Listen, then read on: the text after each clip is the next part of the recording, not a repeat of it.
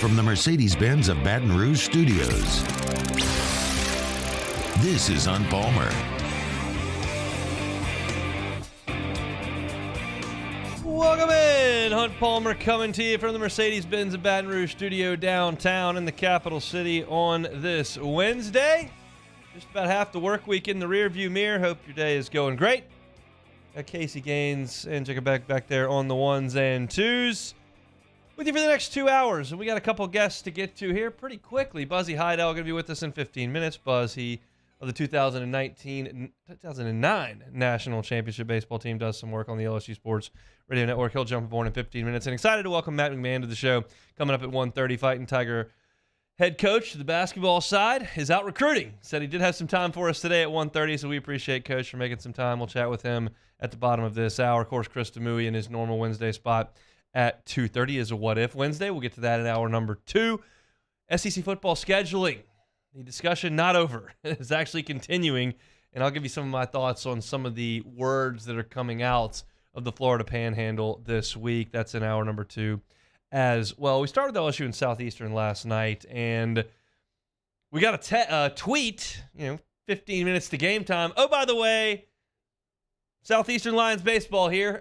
You can't watch us tonight. We can't figure the stream out. I don't know anything about technology. You got Casey back there. You got Beck back there. Paul O'Neill's back there. They're pushing all kinds of buttons. I sit here and talking to a microphone. I don't know what's going on over there. Production is like last on the list of things that I know how to handle. So I don't know what goes into getting a baseball game onto an ESPN hosted stream. I don't know what goes into that.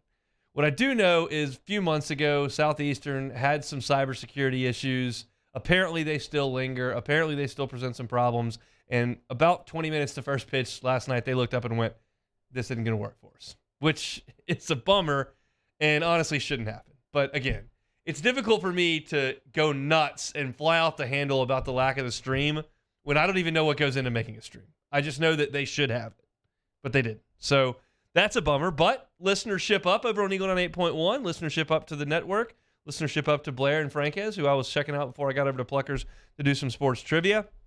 And LSU took care of their business, even if there was no video stream, and 10-run Southeastern 10-0. Some of the things that I took from the box score, and then some of the things I did for making a couple phone calls from people that were at the game last night, just to kind of glean what people saw with their own eyes. And it starts probably with Gavin Dugas in the leadoff spot. You heard me yesterday. I said he needs to sit. He's clearly banged up. He's not hitting the ball very well. We've got some wiggle room to play with here. Why push it with Gavin? Just sit him. Well, he goes out there in the leadoff spot, gets 3 hits, cranks one out of the yard, scores 3 runs, drives in 2 more, and was the spearhead of the LSU offense last night. And that was great to see. I did, if you check my Twitter, and you check LSU Baseball's Twitter, show you that there is some video of Gavin's home run last night that LSU Baseball has on their Twitter feed, and I watched it, and he looked good. Swinging the bat, pull side, didn't seem to be in any pain, not grimacing at all. He looked to be in good spirits last night, in good shape last night. And I did do a little bit of a check, just a little check. I told you this many times. That program is as tight-lipped on injuries as you will find. I mean, they announced Garrett Edwards was out for the year. He's already had Tommy John surgery. Same thing with Chase Shores. He'd already had the surgery, and they announced he was out for the year. They're tight-lipped on what goes on with injuries over there. But I did do a little bit of digging, and it appears that Gavin Dugas probably feels a little bit better than I was alluding to earlier. Now, I never said I had sources or that I knew anything that was going on. I just claimed, hey, look, I saw him writhing in pain against Kentucky in the outfield. He clearly hurt his shoulder. He came out of the game. Since he came out, he hasn't swung the bat very well. Like, that was my assertion. I checked on it with the understanding this morning that I'm probably not going to get any information when I check. And I did check, and I got a little information. Like, he's probably doing better than I thought. I'm not going to sit here and tell you he's 100% and he's going to hit 400 the rest of the way, but I think he's doing okay. And obviously, you've got Wednesday off, you've got Thursday off. They'll travel to Auburn and they'll play on Friday, and I expect him to be in there all 3 games this weekend. So good to see Gavin Dugas get off to a good start last night and carry it through the ball game with 3 hits in 4 tries last night. How about the trio right behind Gavin? So I guess it's just the top 4 in the order. I was messing up in the box score here because Merrifield came in at second base for Dugas. But the top 4 in the order last night for LSU, what a joke. They were 10 for 19 last night. That is salty. 10 for 19, north of 500 for Dugas, Morgan, Cruz, and White. Trey Morgan, 3 for 5. Dylan Cruz, 2 for 5 with a couple of runs scored and 1 driven in. And Tommy White, 2 for 5 with 2 runs and 2 driven in. He also hit a home run to the pull side, his second pull side home run of the year. We know Tommy White loves to drive the ball to the backside of the field. He loves to hit it into the right field seats. Home run to the pull side last night, which was a welcome sign. A couple other things in the box score that I saw before some of the things that I checked on from those that were at the game. Southeastern loves to run. They absolutely love to run. They tried twice last night, and Hayden Travinski threw them out both times. Very impressive for Hayden Travinski, who has played well defensively. We know he's got some thunder in his bat. We know he's hit 2 massively dramatic home runs, but he's playing well defensively behind the plate, and you thought very likely the injury to Brady Neal was going to really lessen your production at catcher. Not that Brady Neal was lighting the world on fire offensively. He did have a huge home run against Arkansas. He did have a huge home run against Tennessee. He's going to be a very good offensive player. His numbers were not phenomenal this year. But you figured if he goes out, if Milazzo may go in there, he's not really going to hit. They may put Travinski back there. He's not a great catcher. He might hit some home runs. Milazzo has hit and played good defense, and Travinski has played good defense while hitting for power. LSU's 3 catchers have been great. Jay Johnson looked up at his catcher spot last year. With the amount of injuries they had, with Milazzo going down and Travinski being unavailable, and you had Drew Bianco going into emergency catch, and you got McManus out there who's not really 100%, but he's giving you what he's got, and he looked up and said, we're never getting to that spot at catcher again. Because you keep in mind, like Brady Neal did go out this season, and he's not going to play. He's not playing right now.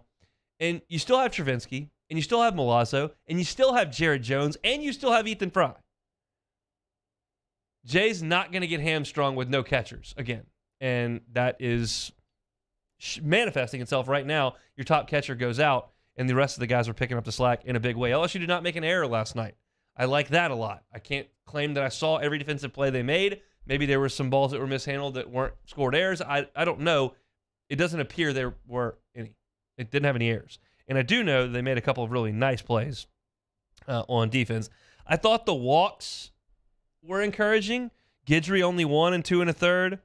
Money had the 1 in his inning. Bucknam had the 1 in his 2/3 of the inning. But then the last 3 guys, Ackenhausen, Helmers, and Dutton, only the 1 walk there from Helmers. And Ackenhausen goes out there, gives you 10 pitches, and gets through a clean inning, which I liked a lot on the box score side of things as well. So pretty good day for LSU's pitching outside of the Blake Money injury. If you were listening to the broadcast, Chris Blair was adamant that Blake Money was asking to come back in the game. If you hear what Jay said after the game, he was adamant that Blake Money wanted to come back in the game. And Jay said, look, we're beating Southeastern by 100, and we're low on pitching, and you're one of the guys we need to get some outs. And if you have any sort of discomfort, whatever, you're out. And he was out. So we'll see. Sounds like it's something in his shoulder. We'll see what happens if he can pitch this weekend against Auburn, but it doesn't seem super serious. Didn't look anything like Garrett Edwards coming out of the game holding his arm down by his side. Couple of other things that I loved in the game last night. It appears Paxton Kling really looks healthy. You look at the box score, and you go, yeah, Paxton Kling, yeah, he played, but he was 0 for 4, and he struck out twice. Okay, that's fine. What's more important is how does he look out there? And he looks very healthy. He made 2 excellent defensive plays. 1, he ran a ball down in the gap that 2 people told me looked like a gapper, and he ran it down and made the play in the gap. And 2, he threw out a Southeastern base runner at the plate on a gorgeous throw from out there in the outfield. So, look, the results are what they are. 0 for 4 with 2 strikeouts is not great, but that's one baseball game. I'd be far more concerned if he had 2 hits and came up lame holding his hamstring trying to get to first base. The bats will come. The bat will come as they continue to play, and they've still got you still got 4 weeks to get ready for regional play. So I'm just glad that Paxton Kling was able to get out there and looked healthy, running around in the outfield, making defensive plays. That looked very, very good. And I guess that's about it from the box score perspective. And then what I heard was that Money appeared to be okay and wanted to come back in the game. That Kling looks very healthy, and that it was just a quality game that LSU played. And after 2 midweek losses, that's kind of what you're looking for. Hopefully LSU can go out there, play a clean game, don't put too many guys on base, don't kick it around, swing the bats like you know you can and get out of there with a win. And they did that, took care of business, and now it's off to Auburn where they'll play the Plainsmen on Friday, Saturday, and Sunday of this week. The last piece of news there, and I mentioned it, Garrett Edwards is out for the year. That was expected, and I'm clearly not a doctor, nor a physical therapist, nor any sort of medical professional in any shape or form. I thought there was a little bit of an encouraging sign when Garrett Edwards was chucking a football around in Oxford. Turns out that's more of a shoulder throw than an elbow throw, and it is okay to throw a football when you've got a torn UCL. How'd I know? Seemed encouraging to me at the time. Apologies for tweeting that out and then saying again on the air after the Ole Miss series that, hey, Garrett Edwards just throwing a football around. Well, I'm an idiot, and I don't know anything about medicine and didn't know that you could do that with a torn UCL. I know you can walk on a torn ACL. You just can't really change direction. You wobble a little bit. But I didn't know you could throw a football with a torn UCL. You learn something new every day medically with this LSU baseball team. Hopefully Blake Money's okay, but Garrett Edwards out for the year, and it would stun me if he pitched at all next year. Just a devastating injury, and it's happened far too often in Baton Rouge and around the country in college baseball. Arkansas lost their guy who was top 3 in appearances for them. You know that they're already without Brady Tigert for most of this year. He's just come back. You know that they're without Jackson Wiggins, who was supposed to be their Friday night guy. You know that Ole Miss is without their Friday night guy. I mean, it's just everywhere on the country. Guys are going down, and LSU certainly has not been immune to that. But they did get a win last night to improve to 36-8 on the season. They will set their eyes on Auburn. We'll talk with Buzzy Haydel about this Tiger team. Matt McMahon, LSU head basketball coach, is going to be with us coming up in 20 minutes at Straight Up 1:30. So don't go anywhere. It's the Hunt Palmer Show. Hunt Palmer on 104.5 ESPN Baton Rouge. LWCC is Louisiana loyal, elevating and celebrating champions of Louisiana like Dr. Robert Jackson. I'm a Shreveport guy, headed up to Shreveport after the show, actually. And Dr. Robert Jackson is a Shreveport guy. And his connection to his North Louisiana community inspired him to dedicate his career to improving healthcare for his most vulnerable neighbors. He founded the MLK Health Center and Pharmacy in Shreveport. It is Northwest Louisiana's oldest free clinic and pharmacy. The clinic operates to no expense to the patient and returns an average of $25 to the community for every $1 invested in the center. Dr. Robert Jackson, truly a champion of Louisiana. If you know a champion of Louisiana like Dr. Jackson, maybe it's a nonprofit, go to lwcc.com/champions and nominate them to be a champion of Louisiana so that we can tell their story, because that's what we're here for. LWCC gives us that platform, and we certainly enjoy it each and every day. Dr. Robert Jackson, a champion of Louisiana. LWCC is Louisiana loyal. Our listeners fire off their opinions on the jimsfirearms.net hotline at 499-1045. Keep listening for your next chance to shoot us your thoughts with the jimsfirearms.net hotline on 104.5 ESPN Baton Rouge. Follow us on Twitter at 1045ESPN to cast your vote in the Citizens Bank and Trust Poll of the Day. Vote daily inside Off the Bench, anytime. Hunt Palmer. And after further review, Citizens Bank and Trust brings you the Poll of the Day via Twitter at 1045ESPN. Bayou Chrysler Dodge Jeep Ram has $15,000 off all new 2022 1500 SCA trucks. And all new Bayou automotive vehicles come with a 1 million mile warranty. If you need sales or service, the crew at Bayou is going to do right by you. Hello, Samantha, dear, I hope you're feeling fine. And it won't be long until I'm with you all the time. But until then, I spend my money up right down on my last dime. Come home in Baton Rouge.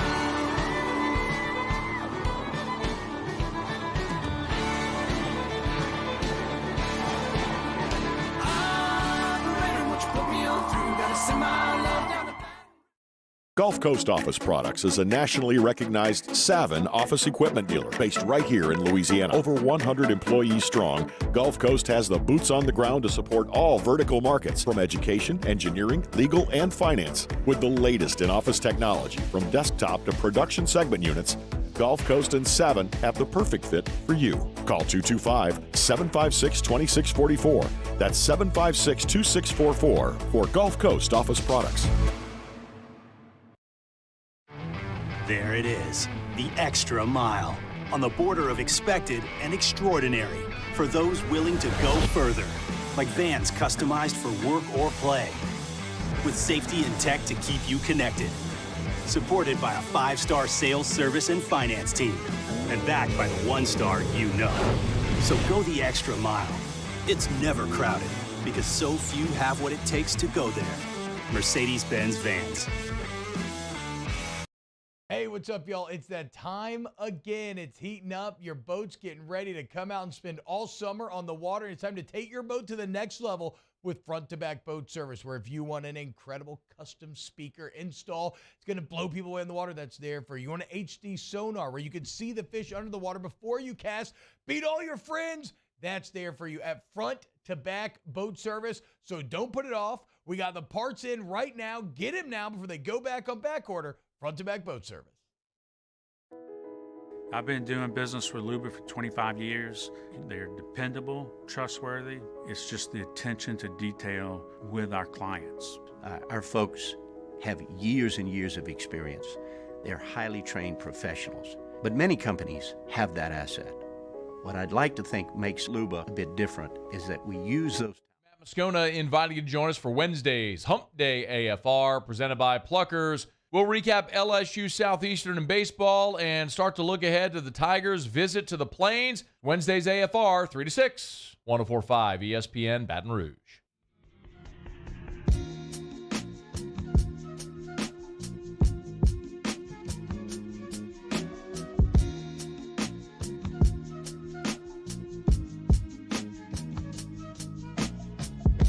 This is Hunt Palmer on 104.5 ESPN Baton Rouge. We'll switch things over to basketball here in 15 minutes. LSU head coach Matt McMahon will join us, but we head off to the Jim's Firearms Hotline right now. We stick with the baseball theme. Buzzy Haydel, a Tiger national champion and member of the LSU Sports Radio Network broadcast team, jumps aboard. Buzz, how are you? I'm good, Hunt. Good to be on, man. Hope everything's well. Everything is well. Now that we've gotten into May here and LSU's still wearing the crown of the number one team in the country, I'm curious your experience. Y'all were preseason number 1 in 2009, and you didn't keep it every single week, but most of the season you were up there in the top 5 and toward number 1.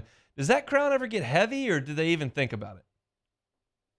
Yeah, it's funny. I mean, I know I'm getting old, Hunt, and but I knew we were number 1 at the beginning. I knew we went wire to wire, but with the new social media and everything's on the internet, and you can see everything with the click of a button. Maybe, they follow it more closely than we did, but I don't feel like we were ever, I couldn't tell you like week to week what we were. Obviously, I knew we were very good. I knew we were at the top of the, top of the standings and the rankings across the country. But so for us, I don't think that ever really mattered. I think we just focused on playing baseball. And again, I know things have changed. I know I'm the old guy now, but I would think kids don't change that much. They just are still thinking about winning games and having fun and playing baseball while they're in it. So I don't know that the crown gets that heavy. And look, there's such studs nowadays, good players. This team doesn't have much to worry about right now. And I wouldn't think the pressure's on. I mean, they know when they come to LSU that the expectation is they want to be number 1, and the bullseye's going to be on your back. So you got to know that coming in. You faced some really good pitchers in your day. Your teams faced some really good pitchers in those days. I'm curious what you think the opponent's game plan is against Paul Skeens. Like, what do you think what's the plan there? From an offensive standpoint, yeah. Or you just talk about, okay, yeah. I mean, keep it close, and hopefully you get them out the game. I mean, when you face guys that strike out a lot of guys, you hope you can drive their pitch count up. We always talked about it. Will Davis, who's now the coach at Lamar, we'd always have a lot of in-depth talks while the games are going on. And at the time, he was the director of baseball ops before he became the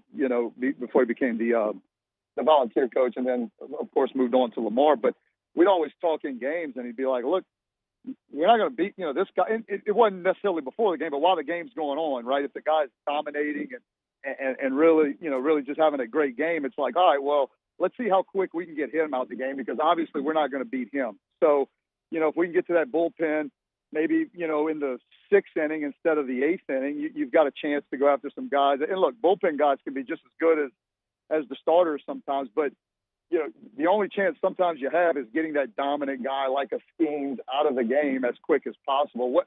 You hate to tell a team to be passive and take a lot and do all that, but because Skeens throws a lot of strikes, but maybe have an approach of get deep in the count, foul balls off. If he gets you, let him get you and make it a quality at bat and see, 7, 8, 9 different pitches. So that would maybe be the approach I would take if I was coaching an opponent, and then see what happens. But yeah, you're not often you're going to get the schemes, through the first few innings. What does LSU need Ty Floyd to be in the last few weeks and into the postseason? Yeah, I mean that's the kicker there. That's the one that really Floyd and Little. I mean, Floyd just needs to win whenever Skeens does it, but that hadn't had to happen much because Skeens has only lost one time this year. But I know he had a great game a couple weeks ago against Ole Miss. I'd argue that although Ole Miss numbers are okay, their rankings, their schedule, standings, record, whatever you want to call it, their record isn't good. That's what I'm looking for. So not a great team, and Ty Floyd throws his best game. So you want to see him build off of that. It's a little inconsistent right now for me. I still don't think he's absolutely, as much as they've talked about it, developed that second pitch that you need. But Ty Floyd just needs to be a guy that right now offensively they're doing so good, just keep him in the game, and he's doing a good enough job of that. And I know there's a lot being said about, well, they're the number one team. What can you argue about, or what can you be upset about up to this point? But I think it's still not really knowing if your 2 and 3 guys are going to give you a solid, consistent outing. And then the bullpen's not dominant by any means, but at this point, I guess you don't really have to be. A piece of that bullpen is Gavin Guidry. He got the start last night and was pretty good, but he's a guy that was brought here as an infielder and was an infielder when the season started, and they sent him out to the bullpen and said, hey, go remember how to pitch. You did a little bit of that. It's your time in Baton Rouge as you were an offensive and defensive player, and you ended up pitching a little bit. How difficult is that transition on your arm? Well, right now that's going to be the only place for Guidry to find a spot on the field with this offense. So, no, look, I mean, he did it enough in high school. I mean, I don't know how much he did it in the fall hunt. You would probably know None. than I did. Yeah, if he didn't do it any in the fall, then obviously he doesn't have that. There's a learning curve of building up the arm strength, and you're playing so much, and counting on you to maybe throw on a Friday and then come back on a Sunday when, maybe when you're not used to doing that in high school, maybe they rested him a little more and stuff like that. But it can be a transition for sure. I was looking at some numbers today. It's funny you bring up Guidry. I mean, he's as good an option as they have out of the bullpen right now. I know he had a good outing last night. And, of the, however many relief guys they have, I mean, he's one of only 2 right now that have an ERA under 4. It's him and Ackenhouse, and of course Edwards and Shores. Numbers are fine, but they're done. So he's going to be a big piece to it, and it's funny because, as you said, I mean, I don't know that was the painting, the picture they painted at the beginning of the year for Coach Jay Johnson and Wes Johnson and a pitching coach. I don't know that they would think, oh, Gavin Guidry is going to be a big piece of this bullpen puzzle, but he has been. And I'll tell you how good they are at the end of the season. But as of now, it's our job to kind of point out maybe some things that, I heard you a couple of weeks, or it might have been last week, when I talk about, you just got to see them do it again. You got to see guys keep continuing to do it. And hopefully Floyd and they figure out Little and Hurd on a Sunday roll, and then Guidry and those guys continue to do well out of the bullpen. And by the time, middle of June gets here, they're hosting up the big one, and then we'll talk about how good they were and how stupid we were for questioning anything. But at this point, I mean, they're the number 1 team in the country, and I'm not going to argue with that. But if you ask me, look, what are some things that are going to hold this team back, if at all? It's certainly the back, the next 2 guys on the weekend, and the bullpen is your Achilles heel right now. I told everybody in February, March, and early part of April, said, hey, if you start a sentence with, well, when Javen Coleman comes back, just calm down with that, because he's coming off Tommy John. You can't expect him to come in and be a linchpin in your bullpen off Tommy John surgery. However, he came back with 6 weeks to go in the season before regional play, and he was really good over this weekend. Is he a guy that you think is going to be huge in June? Absolutely. I mean, he could be a guy although it was much more of a surprise when Chad Jones did it back in 2009, because I don't think anybody realized, and it was just a different look. Obviously, a big 6'4" guy just coming at you left-handed. It's like, oh my God, we might have just found the magic the magic bullet here. So I think Jones was a little more of a surprise. Coleman, the surprise is going to be just because of the injury, but it's not going to surprise you, the stuff, because we've seen it before and we know how good he can be. But absolutely, Hunt, I mean, that's a guy that if he can be healthy and give you quality innings, I mean, now that question mark that everybody's seeing, that Moscone and everybody gets mad at, but that question mark of, well, is the bullpen, can they do it? Can they sustain it? Well, now that question gets answered a lot more easily than it is right now. So we going Morgan, Cruz, White, or LeMahieu, Dean, Schimpf? Morgan, wow. You throw that one on. Can I piece it together? Sure. Because Cruz is going to be in there. I'm just going to tell you, but yeah, that's a difficult one. I'll take Schimpf too, because he's a dear friend, and can I get four guys? Sure, just do whatever you need. I was saying which meat of the order was better, but you take it any way you want. Yeah, man, it's hard to argue. It's hard to argue right now what I'm seeing with Cruz and White, and the funny thing is, if Cruz was batting behind White, would Cruz have 74 RBIs or whatever White has right now? I mean, that's the question. It's like Cruz gets on so much, but you can't take away what Tommy White's doing, and hell, like you said, Trey Morgan, all those guys. It's a fun team to watch. Chris and I talked about it at the game on Sunday. It's like they're just fun to watch. A deficit is never too big. They continually put pressure on you, and Franquez, after the game, came in on Sunday, said, man, that seemed like one of those late 90s Sunday games when, 14-12, just out-slug them to death. It's definitely brought a lot of energy into new Alex Box Stadium, which is fun to be a part of. I know you can't put yourself in the other team's shoes, but I do believe for sure that LSU has looked at this Dugas Grand Slam at South Carolina, the Travinsky homer against Ole Miss, what they did this weekend. They know if they're down 4, it's okay. Like, they can come back. I wonder if you think the other team, even if they've got a 4-run lead, is still kind of looking over there going, we're still not in a great spot. Yeah, look, absolutely. So, like, the other team knows those guys coming up, and again, with social media now, you see every game, you see every pitch, you see every stat, you see every highlight. You know that who's coming up the lineup. Like whatever game it was, it probably was the Alabama game at some point. Whenever it's like, oh my God, Cruz is up, Cruz is on deck again. It seems like every time you look up, Cruz or White is on deck, and you got to make a decision. I mean, do you? And I don't blame him. I mean, it's like that's another reason White's doing what he's doing. It's because they're like, let's just take our chances with White. I'm not going to take it with the guy hitting 500 for the year, and they go to White. He makes them pay for it. But yeah, from the other standpoint, it's difficult. Now, look, from LSU's standpoint, I felt what they're feeling right now, or the team felt what they're feeling more in that 08 season. Yeah. And you remember that, Hunt, when the 23-game win streak. I mean, we'd be down 7-8 run. I mean, I remember I think it was Arkansas. One of the games against Arkansas, we were down 7-8 runs early and just came back. I mean, we were down early in that SEC opening tournament game against South Carolina, and figured out a way to win. It just, when that confidence is rolling, look, baseball happens, and eventually, you can't keep getting down 4, 5, 6 runs, because at some point, they're gonna make the pitches and make the plays, and you're not going to, the line drive's going to be hit right at the third baseman. It's not going to be down the line, and baseball is going to happen, but that is a big, big shot in the arm when you're never out of a ball game. Buzz, we appreciate it. Be well. Yeah, thanks. I appreciate the time. He's Buzzy Haydel, Tiger National champion and part of the LSU Sports Radio Network broadcast team. Let's take a timeout. Come back with LSU head basketball coach Matt McMahon. It's the Hunt Palmer Show.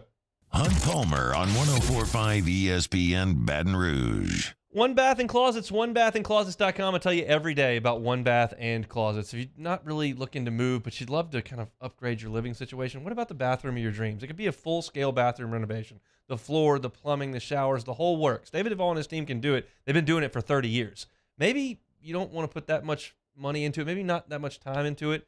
Tub to shower conversion. totally change the feel of your bathroom. You pull that tub out, you put a gorgeous glass walk-in shower. Just changes the way that your home feels and looks. And on the closet side, how great would it be if you had a closet that was customized to your exact needs, to your exact wardrobe? David Duvall and his team can do it. And if you tell them the Hunt Palmer Show sent you over there, they're not going to charge you to rip out that current closet. They're not going to charge you for the labor for the install of the new closet. They're just going to charge you for the cost of that unit. They'll do that for the listeners right here at the Hunt Palmer Show. OneBathAndClosets.com is the website. OneBathAndClosets.com. In times of need, get a full list of phone numbers, websites, and other important emergency information on the Demco Stormwatch page at 1045ESPN.com. Turn my music high, high, high, high. Yeah. You don't know what you're doing. Sure I do. I'm from the streets where the hood can swallow on me. Bullets will follow on me. There's so much that you can run the slalom. The cops comb this top to bottom. They say that we are prone to violence, but it's home sweet home. With personalities clashing, chrome meets chrome. Prices up and down like it's Wall Street. Gulf Coast Office Products is a nationally recognized Savin office equipment dealer based right here in Louisiana. Over 100 employees strong, Gulf Coast has the boots on the ground to support all vertical markets, from education, engineering, legal, and finance. With the latest in office technology, from desktop to production segment units, Gulf Coast and Savin have the perfect fit for you. Call 225-756-2644. That's 756-2644 for Gulf Coast Office Products. There it is, the extra mile, on the border of expected and extraordinary, for those willing to go further, like vans customized for work or play, with safety and tech to keep you connected, supported by a 5-star sales, service, and finance team, and backed by the 1-star you know. So go the extra mile. It's never crowded, because so few have what it takes to go there. Mercedes-Benz Vans. Hey, what's up, y'all? It's that time again. It's heating up. Your boat's getting ready to come out and spend all summer on the water. It's time to take your boat to the next level with front-to-back boat service, where if you want an incredible custom speaker install, it's going to blow people away in the water, that's there for you. You want an HD sonar where you can see the fish under the water before you cast, beat all your friends, that's there for you at front-to-back boat service. So don't put it off. We got the parts in right now. Get them now before they go back on back order. Front-to-back boat service. I've been doing business with Luba for 25 years. They're dependable, trustworthy. It's just the attention to detail with our clients. Our folks have years and years of experience. They're highly trained professionals, but many companies have that asset. What I'd like to think makes Luba a bit different is that we use those talents in a way that truly is dedicated to serving the needs of the folks who depend on us.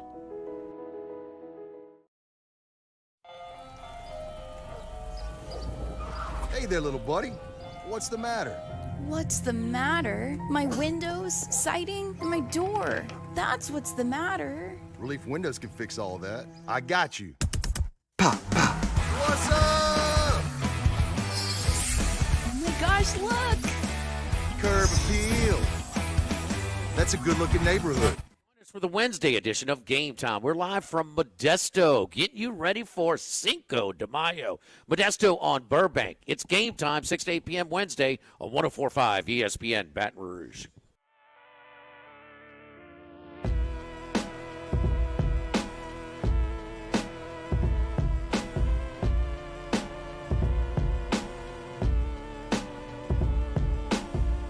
You're listening to Hunt Palmer on 104.5 ESPN Baton Rouge.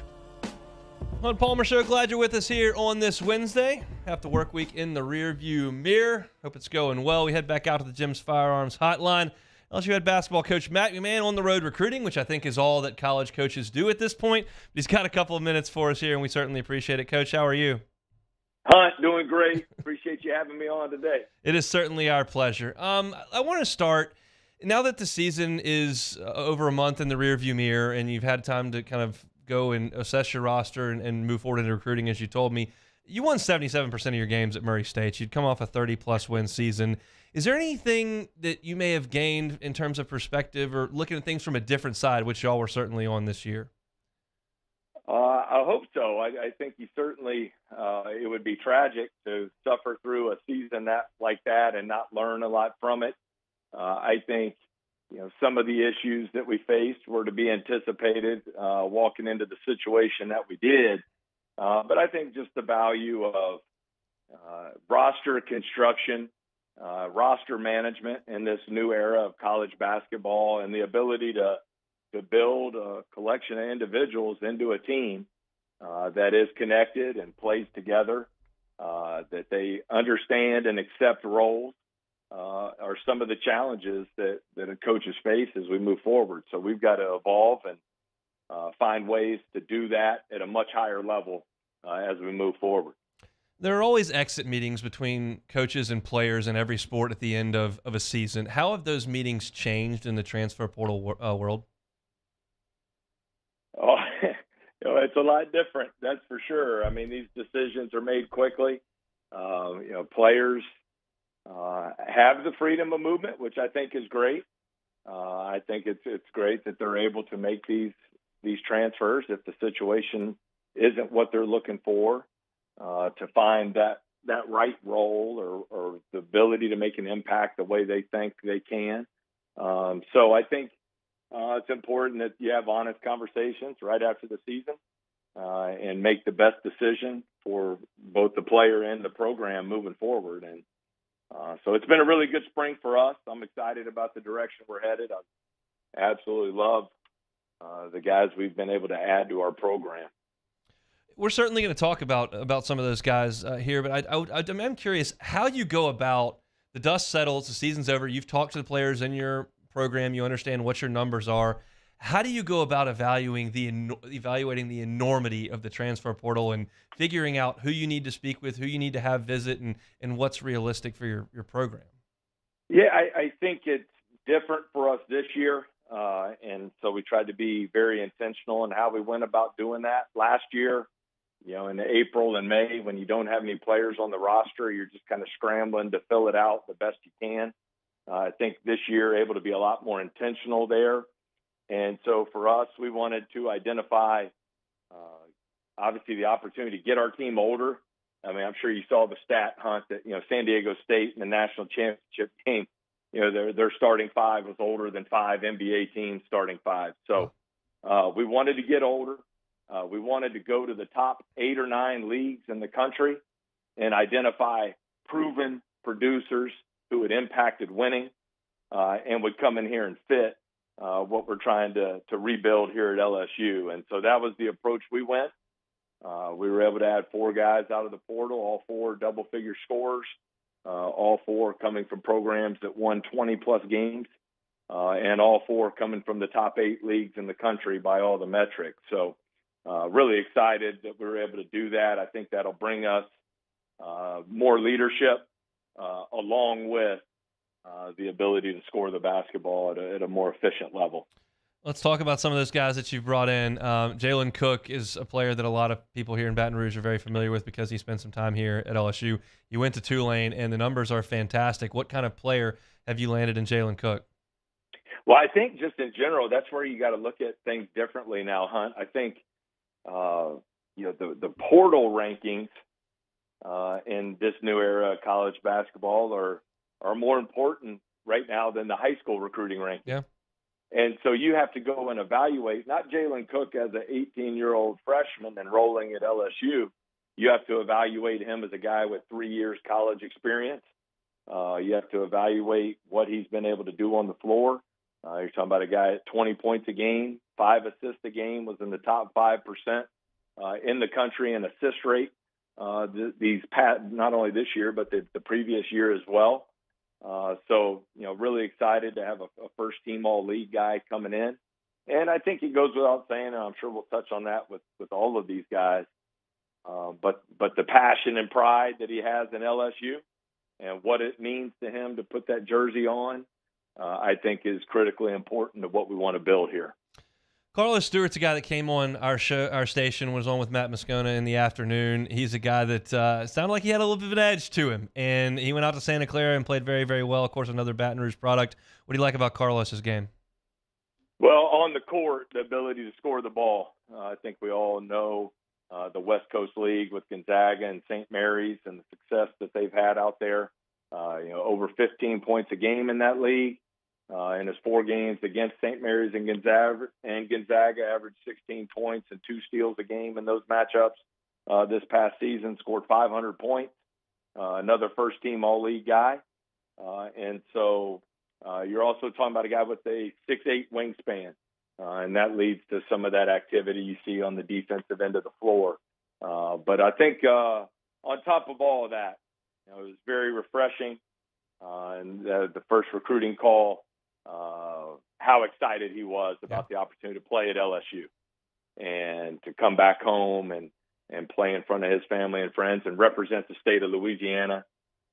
He's a high-energy, high-motor, great communicator. He's going to be awesome in the locker room. And all of those things can sometimes be very undervalued and underappreciated. And I'm excited about the passion he's going to bring to the program. Chatting with LSU head men's basketball coach Matt McMahon here on the Hunt Palmer Show. Coach, Will Baker was a top 50 player coming out of Austin, Texas. Went to Texas, then transferred up to Nevada. Very, very skilled big when I turn on the tape. What do you like about Will's game? Yeah, you named it there. 7 feet tall, very skilled, can score it down on the block very effectively, score with either hand. He is a lefty down there, which I think sometimes can be even more difficult to defend in the post. Very smart player. And, again, another guy who's proven. He's older, all Mountain West player this year, a league that was ranked ahead of multiple Power 5 leagues this year, had 4 teams in the tournament. So he's proven in that regard. And then I thought the other piece that was important was his ability to shoot the ball from the perimeter. Obviously, we lose by far our best shooter this year in KJ up front. I think having that dynamic to have a forward that can keep the floor spaced. He's made almost 53s the last 2 years at 39%. So I think being able to have a guy who can also stretch the floor is important in today's basketball. Jalen Reed and Tyler Ward will be back with you next year. What was your message to them as some of the steps that they need to take from year 1 to year 2 in the Southeastern Conference? Yeah, I think that's some of what gets lost in this new portal world for sure. And it's my favorite part of the job is the player development piece. And if you look historically at players in our program, the jump from year 1 to year 2 has always been huge. And I expect that to be the case for both of those guys. I think physically you're talking about 2 players who have positional size and athleticism for this league. And, it was a tough year for freshmen across the country unless you were, the 2 lottery picks coming out. Not many freshmen had the impact that they usually do because it was probably the oldest year in the history of college basketball with all these 5th-year seniors. So I think it's just about the work. I think the opportunity for them to take on more of a leadership role and help us establish the culture to what we want it to be that'll lead to winning. And both guys are all in on that. They've had great springs. Jalen Reed's gained about 11 pounds, now 6'10", 242 pounds, and is really shooting the ball well. I think he'll take a leap there. And then Tyrell, I think, has at 6'7" at the wing spot, continue to get stronger. But I think he has all the tools. And I think the key word for both of those guys would be consistency moving forward. 2 more, Coach, and your time so much appreciated here as you're out on the road. First, now you've got an opportunity in year 2 to kind of put the schedule together your way. You were kind of just coming in trying to put a roster together, I think, at this point last year. What is your kind of philosophy on scheduling at LSU? Yeah, I think it starts with these multi-team tournaments, and we're the SEC representative in the ESPN Classic in Charleston. I think that's going to be a great event for us. Houston's in there, St. John's. I think they're still finishing up the field, but I think that'll be really good for us right before Thanksgiving. Of course, you have the first year of the SEC-ACC Challenge, which I think will be terrific. And, we started it last year. We scheduled that game with Wake Forest in the Atlanta Hawks arena. always want to try and do that, a neutral site game in an NBA arena. And we're going to play Texas on December 16th over in the Houston Rockets arena. And then, would love to be able to get a good Power 5 opponent here at the PMAC in the non-conference portion of the schedule in November or December if possible. Last one here, Coach, and I'd be negligent if I didn't just ask this. We hear rumors that the NCAA Committee on Infractions is getting close to wrapping this thing up as it concerns the LSU. Is that involved in any of the conversations you have with players in the transfer portal and recruiting? Do you pay it any mind, or what do you know that we might get to know, and when this thing may wrap up? Yeah, hopefully it wraps up really soon because, obviously it's a major concern as you have these recruiting conversations for everyone. But I'm confident with the direction it'll go. And so, as I've said from day one, there's nothing I can do about it. I have zero control over it. So we're just going to do everything in our power to move the program forward. But I certainly think it's going to be a great moment for our program when there's some finality there and we can get going forward once that's finally, after this long 5-6 year wait, put behind the program. Coach, we can't thank you enough for your time. I know you're out on the road recruiting. Keep it rolling, and we'll talk soon. Hey, Hunt, you also Jordan Wright fired up about him. Don't leave my man out. I got to give him a plug here. I had my guy Chad Myers on last week. Yeah, we're excited about Jordan as well. I think everybody kind of knows Jordan because he's been in the league, so I was trying to get around the ones that they don't. But yeah, we're fired up for Jordan too. Awesome. Thanks so much, Hunt. I really appreciate it. Thanks, Coach. That is Coach Matt McMahon, LSU head basketball coach, out on the road recruiting. I think that's all they do at this point. It's an absolute never-ending hamster wheel of recruiting in the college basketball world. So thanks to Coach for a little bit of time. We'll come back and react to some of the things that Coach McMahon said to close out hour number 1 next. This is on Palmer.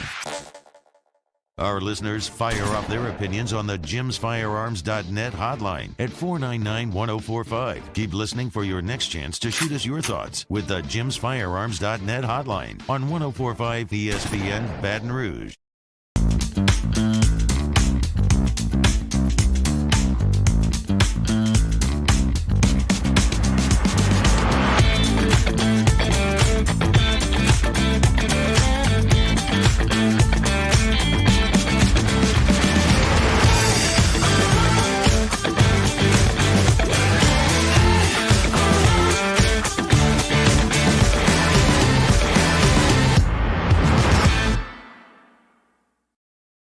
Hey, it's Matt Musso. Join me Monday through Friday for your daily update on LSU baseball with Musso at the Box, presented by New Orleans Flooring, wherever you get your podcast, Apple, Spotify, Google, and check out New Orleans Flooring. 2 locations, Metairie and Prairieville, or NOLAFlooring.com.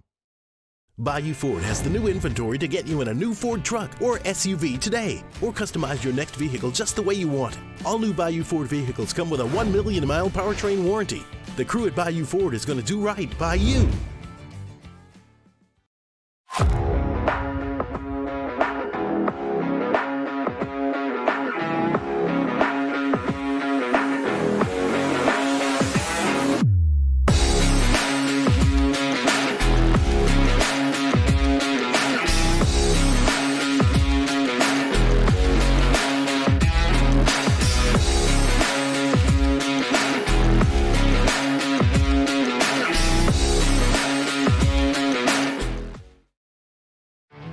There it is, the extra mile, on the border of expected and extraordinary for those willing to go further, like vans customized for work or play, with safety and tech to keep you connected, supported by a 5-star sales, service, and finance team, and backed by the 1-star you know. So go the extra mile. It's never crowded, because so few have what it takes to go there. Mercedes-Benz Vans. Gulf Coast Office Products is a nationally recognized Savin office equipment dealer based right here in Louisiana. Over 100 employees strong, Gulf Coast has the boots on the ground to support all vertical markets, from education, engineering, legal, and finance. With the latest in office technology, from desktop to production segment units, Gulf Coast and Savin have the perfect fit for you. Call 225-756-2644. That's 756-2644 for Gulf Coast Office Products. Hey, what's up, y'all. It's that time again. It's heating up. Your boat's getting ready to come out and spend all summer on the water. It's time to take your boat to the next level with front-to-back boat service, where if you want an incredible custom speaker install, it's going to blow people away in the water, that's there for you. You want an HD sonar where you can see the fish under the water before you cast, beat all your friends, that's there for you at front-to-back boat service. So don't put it off. We got the parts in right now. Get them now before they go back on back order. Front-to-back boat service. I've been doing business with Luba for 25 years. They're dependable, trustworthy. It's just the attention to detail with our clients.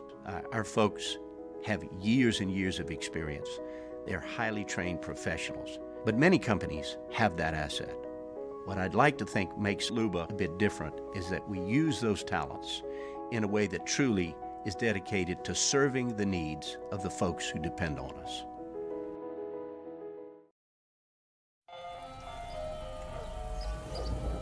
Hey there, little buddy. What's the matter? What's the matter? My windows, siding, and my door. That's what's the matter. Relief Windows can fix all that. I got you. Pop, pop. What's up? Oh my gosh, look! Curb appeal. For live play-by-play this weekend, the Rays host the Yankees Saturday at 3, and the Lakers host the Warriors at 7:30. Then on Sunday, the 76ers host the Celtics at 2:30, followed by the Padres and the Dodgers at 6 p.m. on 104.5 ESPN Baton Rouge.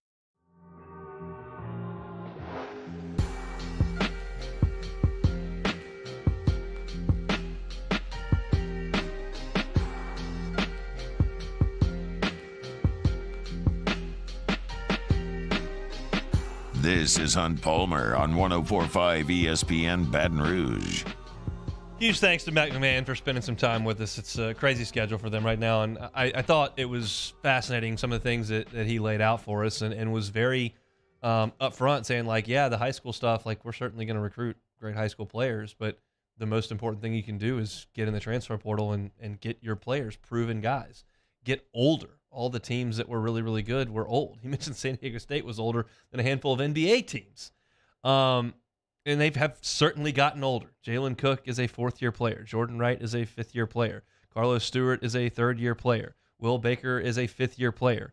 You bring in Trey Hannibal, he's going to come back as a fifth-year player. I mean, you're going to have some really old guys on this team. And one of the things that he did mention that I've been talking about when I look at the additions they've made in the transfer portal is ability to score, is just some skilled players that can score. They're more efficient offensively. Jalen Cook, 20-point-per-game scorer, knocking on the door of 40% from three. Jordan Wright, been a solid, efficient player. He's not necessarily a 25-point-a-game guy. He didn't take that many shots. He's just a fairly efficient player on the offensive end. Carlos Stewart, wired to score. What I didn't know about Carlos Stewart is that his wingspan's 6'8", because he's shorter. He's going to be a 6'2", 6'3" guard, but he's got long arms, which just helps you finish around guys, and he's got good athleticism, and he shoots it pretty well, and he scored very, very well in those big-time games out west. And Will Baker is very, very skilled. I have my concerns about Baker on the defensive end and what he brings defensively, but in terms of being difficult to guard 1 through 5, LSU can put that out there. Because you realize, like, Tyrell Ward, for what he was last year, he did shoot it pretty well. He wasn't a great passer. He did turn the ball over a little bit. He wasn't really involved in the offense when he wasn't shooting, but he did shoot it pretty well. And you put him out there with Jalen Cook, Carlos Stewart, Will Baker. You've got guys that can finish, that can shoot, that can stretch the floor. And LSU just struggled with that last year. They didn't really have a lot of different ways to beat you scoring. They needed KJ to hit threes or score in the post, and outside of that, hopefully Adam Miller could toss a couple threes in, and you didn't have a lot of options. But he had a very clear plan. Older players, top 7 or 8 conferences in the league. What do you got? And that's what they found. Now, some of them have Baton Rouge ties, but like Will Baker doesn't. Jalen Reed and Tyrell Ward are guys he talked about. Jalen Reed put on 10, 15 pounds. He needs to help you around the rim, block some shots. Will Baker blocked 9 shots as a 7-footer last season. He needs some help around the rim. Maybe Jalen Reed can give you that. Tyrell Ward's just got to get to work. He's got this athleticism and ability to shoot and wingspan and range. Like, he's got some things you can't teach. Now he's got to learn the things you can. Just playing a little bit more basketball, making the right decision, being able to score when you're not just spotting up and shooting. Put it on the deck and use your athleticism to go score around the rim. That kind of stuff. I mean, there are a lot more questions I've got about this team. But the last piece to the McMahon interview was, I mean, do you feel like this thing is about to wrap up? He said he's optimistic about the way it's going to go. He added that it has nothing to do with him. He can't do anything about it, and it's just about over. So the story's about done. It just needs to get over with. And that's what we're working towards here with the inept NCAA. That'll do it here for hour number 1. A lot to get to in hour number 2. We're going to get to SEC football scheduling after SportsCenter. Demui at the bottom of the hour. Come back with us. Hello, Samantha, dear, I hope you're feeling fine. And it won't be long until I'm with you all the time. But until then, I spend my money up right down on my last dime. Come home, live Baton Rouge.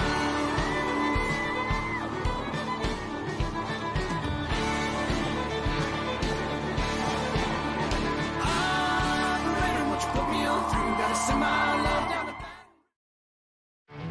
There it is, the extra mile, on the border of expected and extraordinary for those willing to go further, like vans customized for work or play, with safety and tech to keep you connected, supported by a 5-star sales, service, and finance team, and backed by the 1-star you know. So go the extra mile. It's never crowded, because so few have what it takes to go there. Mercedes-Benz Vans. Hey, what's up, y'all? It's that time again. It's heating up. Your boat's getting ready to come out and spend all summer on the water. It's time to take your boat to the next level with front-to-back boat service, where if you want an incredible custom speaker install, it's going to blow people away in the water, that's there for you. You want an HD sonar where you can see the fish under the water before you cast, beat all your friends, that's there for you at front-to-back boat service. So don't put it off. We got the parts in right now. Get them now before they go back on back order. Front-to-back boat service. Gulf Coast Office Products is a nationally recognized Savin office equipment dealer based right here in Louisiana. Over 100 employees strong, Gulf Coast has the boots on the ground to support all vertical markets, from education, engineering, legal, and finance. With the latest in office technology, from desktop to production segment units, Gulf Coast and Savin have the perfect fit for you. Call 225-756-2644. That's 756-2644 for Gulf Coast Office Products. I've been doing business with Luba for 25 years. They're dependable, trustworthy. It's just the attention to detail with our clients. Our folks have years and years of experience. They're highly trained professionals. But many companies have that asset. What I'd like to think makes Luba a bit different is that we use those talents in a way that truly is dedicated to serving the needs of the folks who depend on us.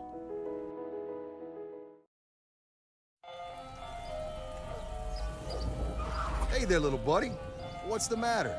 What's the matter? My windows, siding, and my door. That's what's the matter. Relief Windows can fix all that. I got you. Pop, pop. What's up? Oh my gosh, look! Curb appeal. That's a good-looking neighborhood. ReliefWindows.com.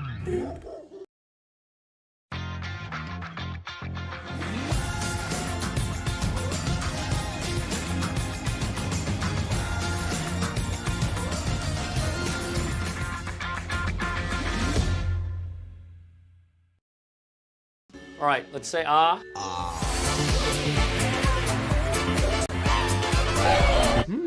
Where'd my spotlight go? Super weird, but we can take care of it. Get in and get better at Patient Plus. Gulf Coast Bank and Trust is giving our customers the power to bank anywhere, anytime during this challenging event. And we're right there with you. Our mobile banking app is a smart way to manage your money and time. Gulf Coast Bank and Trust, the bank that cares about you. Start your day with news and newsmakers. Start your day with traffic, weather, and local stories that are important to you. Kickstart your day every day. Mornings with Brian Haldane from 6 to 9 a.m. Weekdays on Talk 107.3.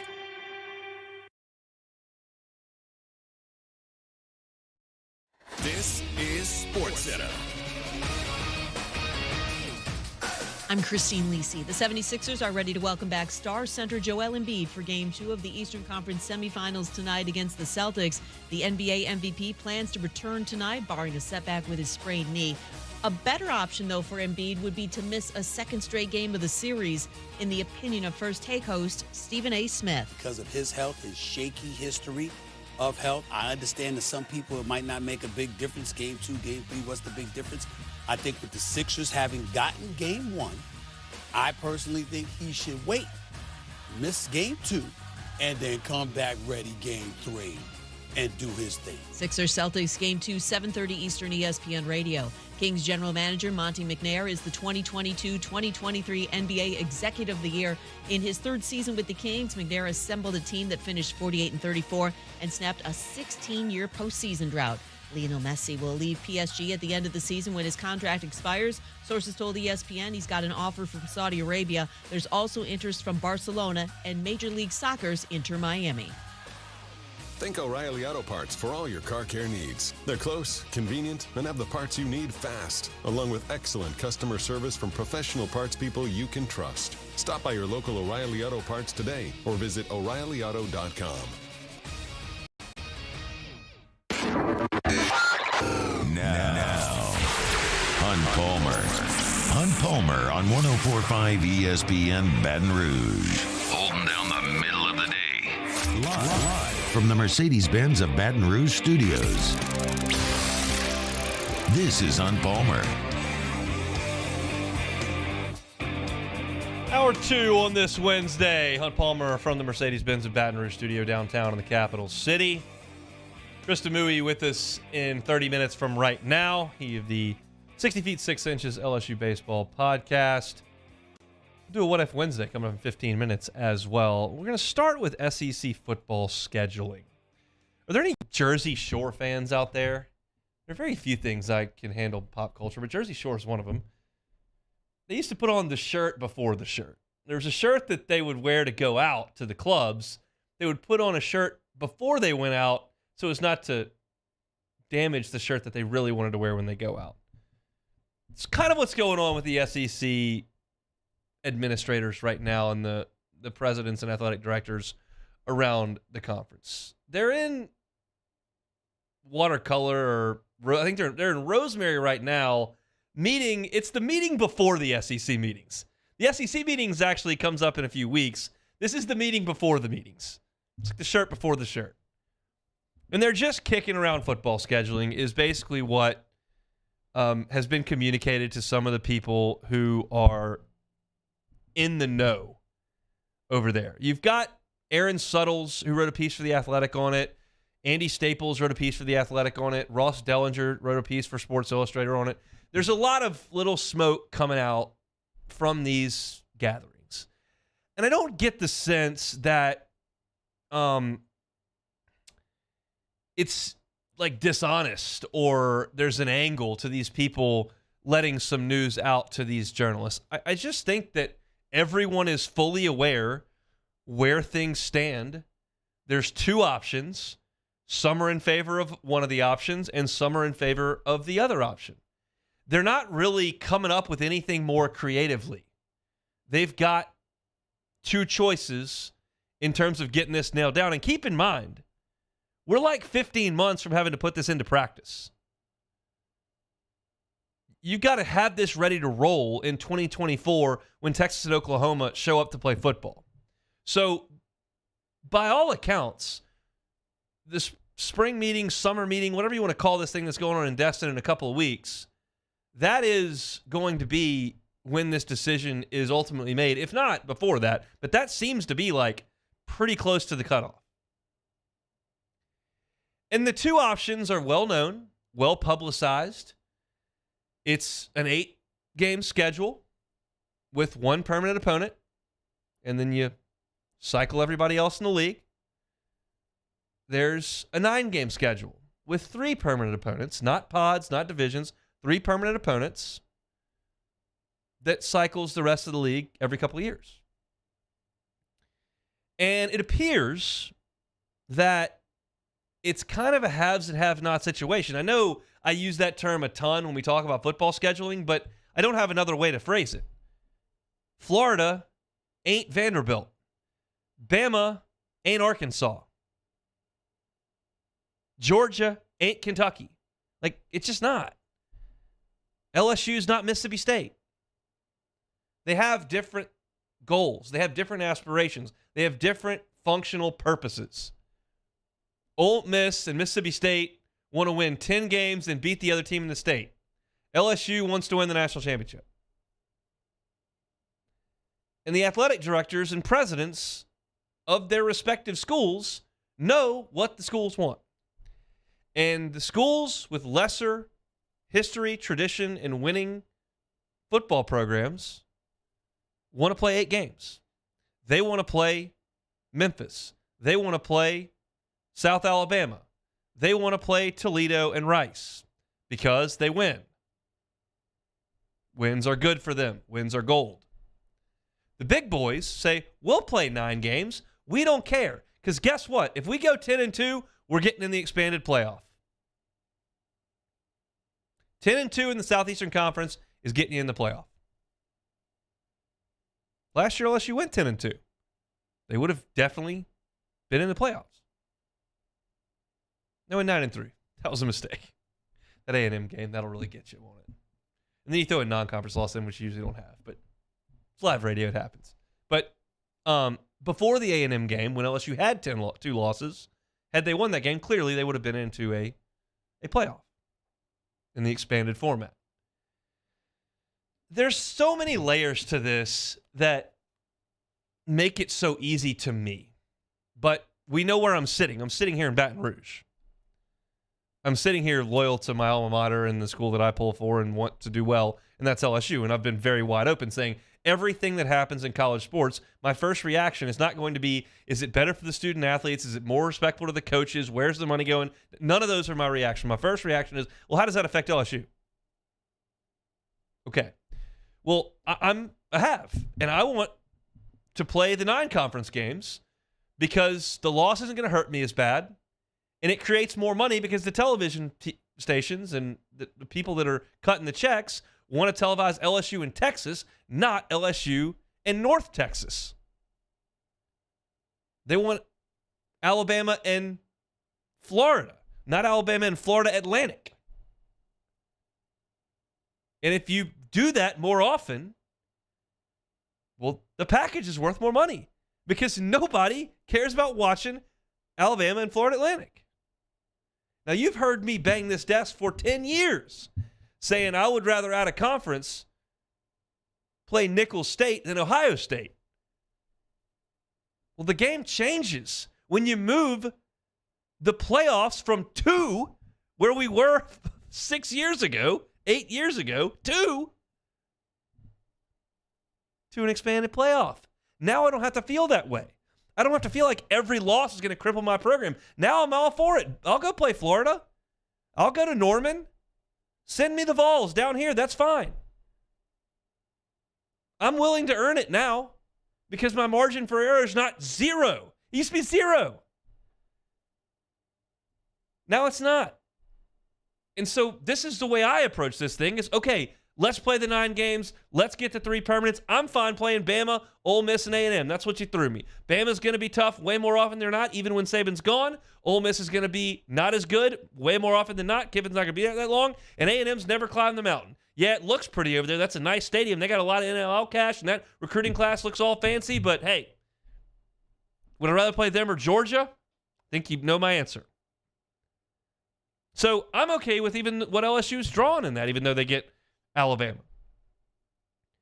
I'm ready to play it. What I don't, and everybody gets 1 vote, so I can yell and scream and rant and rave all I want. Everybody at the table is going to get 1 vote. There's 16 votes and then a commissioner. But I'm not willing to let Vanderbilt, Kentucky, and Mississippi State tell me how we're going to run our football conference. You're the worst pieces of the football conference. You shouldn't be making decisions. And again, I know it's not how it works. You're in the conference. Everybody gets a vote. But I think we need to to understand that when the underbelly is potentially calling the shots, it's backwards. The top dogs need to be calling the shots. Florida, Georgia, LSU, Alabama, Auburn, Tennessee, they need to be calling the shots. Not Mississippi State and Arkansas. And that's what it feels like right now based on what is being told to these reporters, that the dissenting votes, the schools that want to keep it at 8, are the lessers. And if it splits down the middle, Sankey's going to have to make the call. And I think you know where that's going. That's going to money. And the money means we play 9. So I expect that to be the answer. It appears that everybody who covers the sport, most fans who are interested in the sport, want this. It's just a bunch of Kentuckys and Mississippi States trying to make sure that they get their 7th win instead of being stuck at 6 wins. It's easier to get that win if you play Marshall or Georgia State than it is if you got to go and play another SEC game. Pretty simple. So we thought when this was all leaking out that it was kind of a done deal that, hey, this thing's settled and you're going to play 9 games. Doesn't appear that way right now. It appears that there's still very much a dissenting portion of the vote. And there's always been voter blocks in the SEC. Same thing with all the schools out east that didn't want the ACC coming in. Florida and South Carolina and Georgia and Kentucky are all sitting there going, we don't want Louisville in. We don't want Georgia Tech in. We don't want Florida State in. We don't want Clemson in. We want the SEC monopoly in our state, so vote with us. And they all formed a little voting block.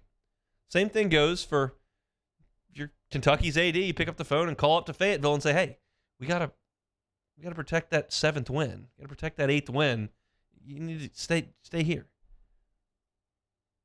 I don't think it's gonna work, but it appears that's what's going on. So curious to see if anything shakes out this week in the meeting before the meeting, and then when we get to the actual meeting, they should be banging the gavel and figuring this thing out, and I would imagine that we will be seeing a 9-game SEC schedule with 3 permanent opponents. But remains to be seen. We shall see. 15 minutes away from Chris Demui. We'll be talking LSU baseball. When we come back, it is a What If Wednesday. Got a few LSU baseball questions to get to, a couple of others to tackle, so we'll get to that next on the Hunt Palmer Show. This is Hunt Palmer. In times of need, get a full list of phone numbers, websites, and other important emergency information on the Demco Stormwatch page at 1045ESPN.com.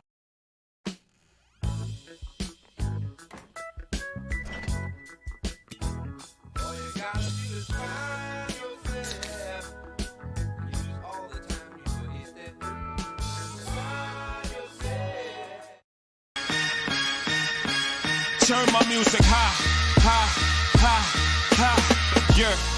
You don't know what you're doing. Sure I do. I'm from the streets where the hood can swallow on me.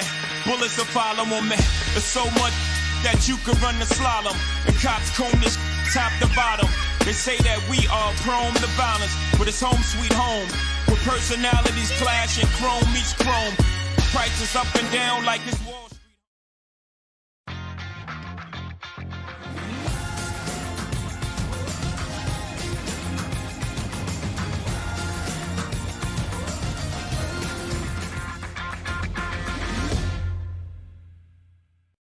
Hey, what's up, y'all? It's that time again. It's heating up. Your boat's getting ready to come out and spend all summer on the water. It's time to take your boat to the next level with front-to-back boat service, where if you want an incredible custom speaker install, it's going to blow people away in the water, that's there for you. You want an HD sonar where you can see the fish under the water before you cast, beat all your friends, that's there for you at front-to-back boat service. So don't put it off. We got the parts in right now. Get them now before they go back on back order. Front-to-back boat service.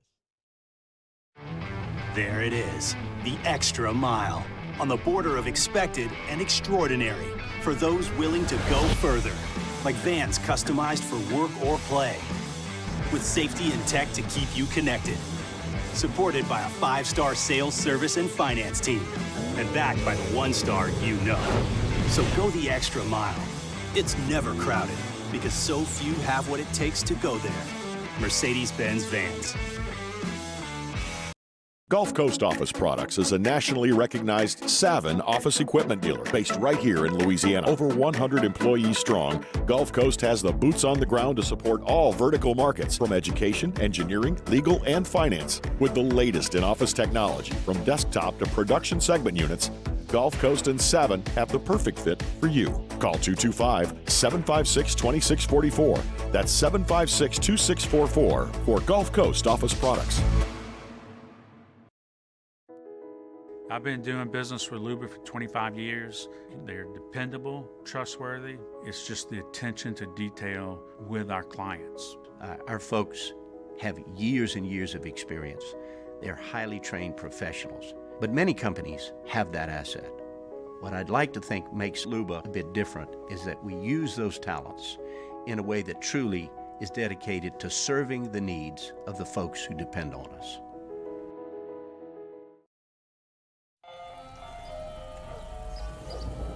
Hey there, little buddy. What's the matter? What's the matter? My windows, siding, and my door. That's what's the matter. Relief Windows can fix all of that. I got you. Pop, pop. What's up? Oh my gosh, look! Curb appeal. That's a good-looking neighborhood. ReliefWindows.com. All right, let's say ah. Where'd my spotlight go? Super weird, but we can take care of it. Get in and get better at Patient Plus. Gulf Coast Bank and Trust is giving our customers the power to bank anywhere, anytime during this challenging event. And on Thursday's OTB, we'll check in on the Diamond as Coach Jay Johnson and Beth Tarina stop by to preview their upcoming battles over the weekend. Plus, don't forget, a brand new Munchies. Chef Michael Johnson, off the bench, 7 to 10 a.m., 104.5 ESPN.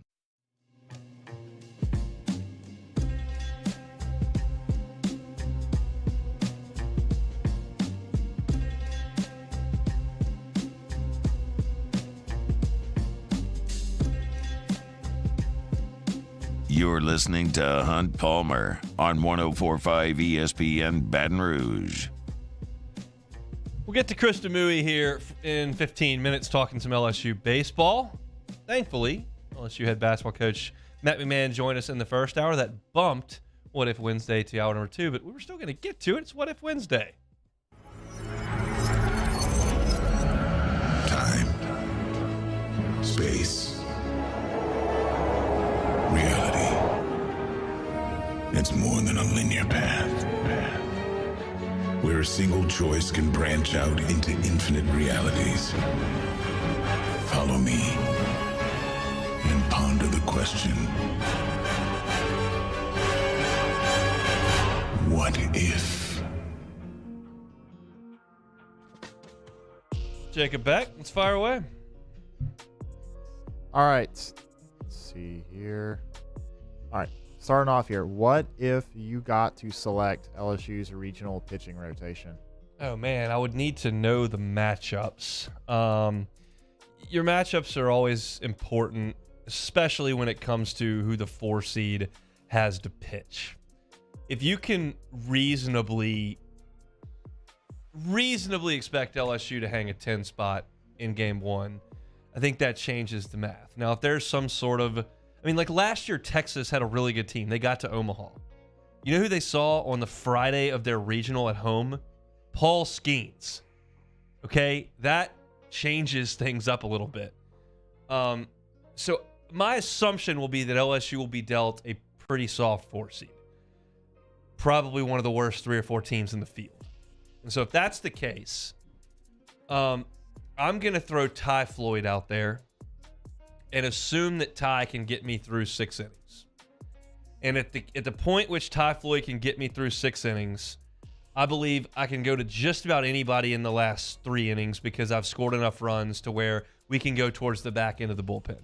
And that leaves me fully ready to attack on Saturday with Paul Skeens on the mound. If I get what I usually get from Paul Skeens, we're in good shape in that ball game, and I should be able to come back Sunday against a team that had to play another game on Sunday morning with no pitching left and should be in control of the regional where I can throw Christian Little and have the whole bullpen ready. I think that makes the most sense to me. I don't think there's any circumstance where I'm throwing Paul Skeens on Friday. If you want to tell me that Christian Little is the guy you want to go to on Friday, I'll listen to that depending on the matchup. But probably you're looking at Ty Floyd there because he's got the best chance to get you deep into a game. So I'd go Floyd and then Skeens and then Little in the back end. You lose a game, it becomes hairy. But in that situation, you feel really good about LSU in the first two. LSU won the first two games of their regional last year in ridiculous fashion. And didn't have enough pitching to get to the finish line at the end. So it's tough still, but that's the way that I would do it. Well, and even if you do lose a game, you still got a pretty good lineup. They're going to have to hit their way out of it. There's no doubt. Yep. All right, what if you got to visit one SEC venue you've never been to? Interesting. I've been to every football stadium except Missouri. So Missouri's football stadium is not going to be where I want to land on this list. So you're looking basically at baseball and basketball. There are two that come to the front for me here.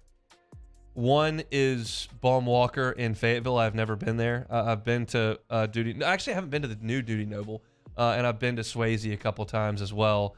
So new Duty Noble would probably be up there, but because I've been to the old one, there's some familiarity. I realize they've totally classed the place up, but I've never been to Baum Walker, which is interesting. And then Rupp is just a place that I've always wanted to go. So I will say Rupp for the sake of this conversation. I would really like to go in there. I've heard it's like not the nicest arena you've ever walked into, but it's massive and there's history in there. And Kentucky fans know their basketball, and it's Kentucky. And I think Rupp is probably what would be my answer here. What if you got to visit one NCAA venue you've never been to? Anywhere. I got to leave the SEC now. So that brings in a lot of football stadiums. Brings in a lot of basketball arenas as well. Obviously, things that come to mind are Penn State's whiteout, going to the Shoe, Big House for Ohio State, Michigan. I've never been to the Rose Bowl. I know a lot of y'all went to that are listening last couple of years ago. But I think for me, just because I feel like it's truly unique in the sport, and it's just a place that I've always wanted to go, and I think one day will go, I'm going to pick Cameron Indoor. Yep.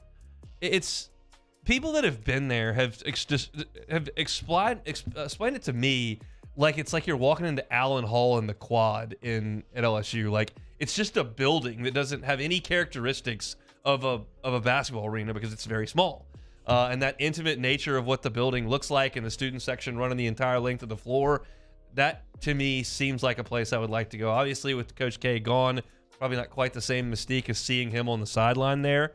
But I feel like even more so than going to the Shoe, even more so than going to the Big House or to the Rose Bowl, I think it would be Cameron Indoor for me. Do you have a pick on that?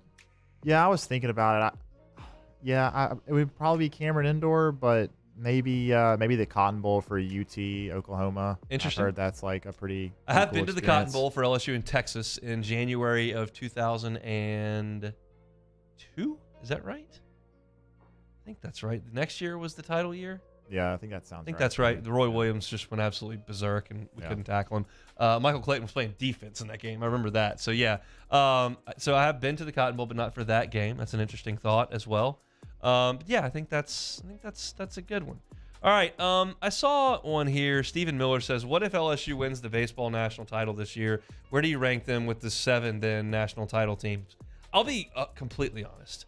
I have no perspective on 91 or 93. I was 3 and 5 years old. I know some of the players that were on those teams, but I don't know what they looked like from start to finish. I was a young child and was certainly not watching a single game they played. I don't even really have a great perspective on the 96 team. I watched Warren. I remember being an 8-year-old and watching Warren Morris hit the home run. I was in the kitchen of my parents' house on Brittany Drive in Shreveport, and I remember running through the house like a crazy person at 8. I do remember that, but I would really only be able to compare it to 2000 and 2009. And this team, to me, it feels better than both of those. You got to get it done, but I would take Skeens over Talent or Renato. And Cruz is, I've said it a million times, the best player to ever play. Crussey's a hell of a player, was awesome. That 09 team had, a couple guys who were really, really good big leaguers on it offensively. And, you could debate them back and forth. The pitching depth concerns me a little bit because there were some other guys on those other teams. I mean, I don't have a Lewis Coleman on this team. I don't have that. I don't have a Trey Hodges. Haney's talked about this for a while. Trey Hodges emerged in that tournament. He could get anybody out he wanted. Maybe Christian Little's that guy. It could be. Maybe Javen Coleman is that guy. But those stories are written. This one's not. This one feels like it could be better than those two. I'm just not able. I could sit here and make it up and tell you, oh, well, this is the best one ever. I was 3-5 when they won the first couple, so I gotta say that I'm just not qualified to speak on that. Is there one more? What if we drop Vandy in Missouri and bring in SMU in North Carolina? Why SMU? I don't know what we're Carolina? Doing there. I guess SMU's technically like a good school, like Vanderbilt is. I mean, North Carolina. I don't know. I don't know where those two teams came from. So I don't know. Ole Miss is light years highly overrated as a football game trip. Stephen Miller said that. I've been saying that for a long time, that the Grove's just overrated. I've said it for a million years. People that have listened to this show have heard me say that a lot. I love Oxford. It's a beautiful Oxford campus. It's a great campus. The square is fun. The food is good. The vibes are awesome, especially on a spring baseball weekend in Oxford. It's a great place to be. For football, with the Grove being really crowded and not my favorite place to tailgate, and that stadium's nothing to sit in. I think that for a football trip, maybe not. If you were going to see Oxford, I would highly recommend checking out a baseball weekend. Same goes for Duty Noble in Starkville. So that's a What If Wednesday. Appreciate you all for jumping in, making that happen in the Bayou Ford chat and on Twitter. When we come back, Chris Demui, 60 feet, 6 inches LSU baseball podcast, talking Tigers on the Hunt Palmer Show. Hunt Palmer on 104.5 ESPN Baton Rouge. FanDuel's the only sportsbook app where you can bet the Kentucky Derby, and it's happening this Saturday. Right now, all customers can get a no-sweat Derby bet up to $20. That means you'll get up to $20 back if your win bet doesn't win. There are great promotions like this every day on FanDuel. It is safe and secure, and the best part, when you win your bet for the Kentucky Derby, you can get paid instantly. So bet America's #1 race this Saturday with America's #1 sportsbook. Just visit racing.fanduel.com/1045ESPN for your chance to get a no-sweat Derby bet up to $20 this Saturday for the Kentucky Derby. That's racing.fanduel.com/1045ESPN. Must be 21 and reside in Louisiana. Offer valid on the first Derby win wager. Verified FanDuel racing account required. Refund issues non-withdrawable racing site credit. Expires on 6/12/23. Restrictions apply. See terms at racing.fanduel.com. If you or someone who has a gambling problem wants help, call 1-877-770-STOP. Our listeners fire off their opinions on the jimsfirearms.net hotline at 499-1045. Keep listening for your next chance to shoot us your thoughts with the jimsfirearms.net hotline on 104.5 ESPN Baton Rouge. The world's leaders in obesity research, obesity medicine, and obesity science are right here. We're doing something that no one's ever done, or trying to answer a question that no one's ever asked before. Pennington is a real jewel when it comes to research. We are finding the solutions to the world's worst chronic disease, which is obesity. Louisiana needs Pennington Biomedical. Hey, what's up, y'all? It's that time again. It's heating up. Your boat's getting ready to come out and spend all summer on the water. It's time to take your boat to the next level with front-to-back boat service, where if you want an incredible custom speaker install, it's going to blow people away in the water, that's there for you. You want an HD sonar where you can see the fish under the water before you cast, beat all your friends, that's there for you at front-to-back boat service. So don't put it off. We got the parts in right now. Get them now before they go back on back order. Front-to-back boat service. There it is, the extra mile, on the border of expected and extraordinary, for those willing to go further, like vans customized for work or play, with safety and tech to keep you connected, supported by a 5-star sales, service, and finance team, and backed by the 1-star you know. So go the extra mile. It's never crowded, because so few have what it takes to go there. Mercedes-Benz Vans. Gulf Coast Office Products is a nationally recognized Savin office equipment dealer based right here in Louisiana. Over 100 employees strong, Gulf Coast has the boots on the ground to support all vertical markets from education, engineering, legal, and finance. With the latest in office technology from desktop to production segment units, Gulf Coast and Savin have the perfect fit for you. Call 225-756-2644. That's 756-2644 for Gulf Coast Office Products. I've been doing business with Luba for 25 years. They're dependable, trustworthy. It's just the attention to detail with our clients. Our folks have years and years of experience. They're highly trained professionals. But many companies have that asset. What I'd like to think makes Luba a bit different is that we use those talents in a way that truly is dedicated to serving the needs of the folks who depend on us.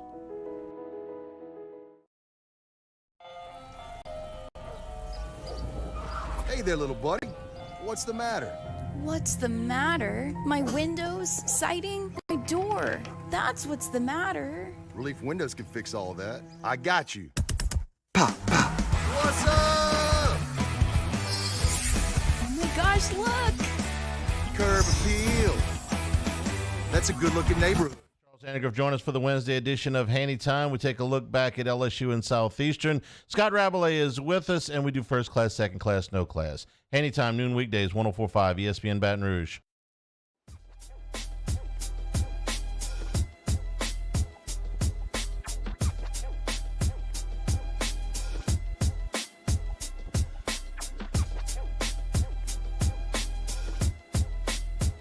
This is Hunt Palmer on 104.5 ESPN Baton Rouge. We just played What If Wednesday on this Wednesday. Another thing we do on Wednesdays is bring Chris Demui on. He's the host of the 60 Feet 6 Inch LSU Baseball Podcast. We do so now. Demui, I'm going to let you play What If Wednesday. You can go to one SEC venue, football, basketball, baseball. Where would you go? Wow. Man. Nowhere for basketball, probably. I don't know. Football...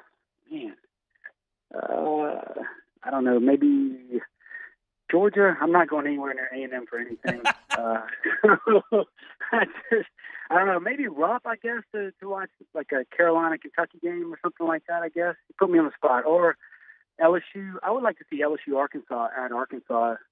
Go back to that field and see what they've done over there. So maybe one of those two, I guess, just off the top of my head. Those are my two. Baum Walker, I've never been to, and Rupp. I've been to all the football, really? And I've been to a couple of the baseball. Although I went to Starkville before they did the whole renovation, so I probably need to go back there. But those are my two. Were Baum Walker and Rupp. How many notes do you have in front of you right now? We got the picture last week. You had 437 pages worth of notes for this interview. How many do you have now?